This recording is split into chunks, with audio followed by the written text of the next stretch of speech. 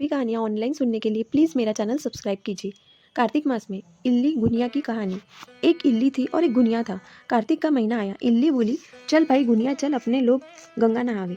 जब गुनिया बोला, भाई तुम तो गिरी छुआरों में पड़ती हो, इसलिए तुम्हारे में ताकत है, तुम गीली गीली जगहों में पड़ती हो, तुम तुम्हारे नहा लो। मैं तो मोट बाजरे में पड़ता हूँ, मुझे गर्मी चाहिए, मैं ठंडे पानी में नहीं नहाऊंगा। अब बाजरे के सिट्टे कटेंगे, मोट उपड़ेंगे, मैं उनमें जाकर पड़ूंगा। मैं तो हरे हरे सिट्टे खाऊंगा, पालर पालर पानी पीऊंगा। इल्ली राजा की बेटी के पल्ले से चिपक कर रोज चली जाती और गंगा जी नहा कर आती। गुनिया नहीं जाता। कार्तिक का महीना पूरा हुआ, पूर्णिमा के दिन दोनों मर गए। इल्ली तो कार्तिक नहाई, जिससे राजा के घर में बेटी के रूप में जन्म ली, और गुनिया हो गया मेंढक। राजा की बेटी को पिछले जन्म की याद थी। यहाँ भी राजा की बेटी और मेंढक साथ साथ रहते थे। एक दिन राजा की बेटी का विवाह दूसरे देश के राजा के बेटे के साथ हुआ। ससुराल जाने के लिए विदा होने लगी। जब बाई की गाड़ी के बैल रुक गए, तब राजा रानी ने पूछा, भाई बैल क्यों रोके हैं? तुम्हें चाहिए सो मांग लो। तब बाई बोली, मुझे तो यह मेंढक सोने की साकल से बांधकर मेरे रथ में बांध कर दो। जब राजा रानी बोले, मेंढक क्या मांगती हो? चाहिए तो तुम्हें और हाथी घोड़े धन दौलत दो। राजकुमारी बोली, मुझे तो मेंढक चाहिए। तब उसके रथ से मेंढक बांध दिए।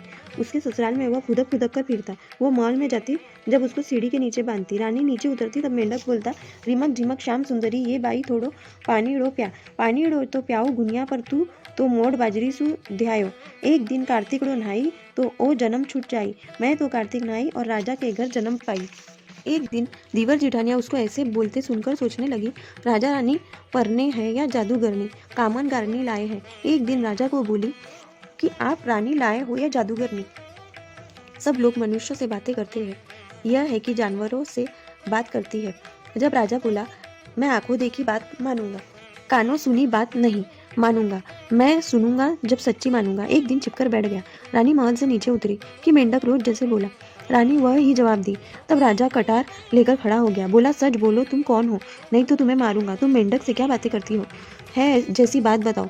रानी बोली, स्त्री का और रस्सी का अंत नहीं लेना चाहिए। जब राजा बोला, मैं तो अंत का ही भूखा हूँ। रानी बोली, पिछले जन्म में मैं इल्दी थी और मेंढक गुनिया था।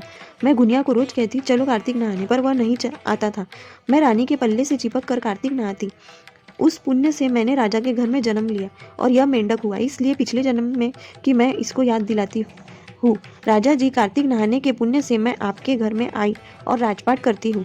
जब राजा बोले, कार्तिक नहाने का इतना फल मिलता है तो अपने दोनों जने जोड़े से गंगा स्नान करेंगे और बहुत दान पुण्य करेंगे, जिससे अगले जन्म में इससे भी ज्यादा मिले। राजा रानी जोड़े से कार्तिक नहाने लगे। राजा के घर में बहुत धन संपत्ति हो गई।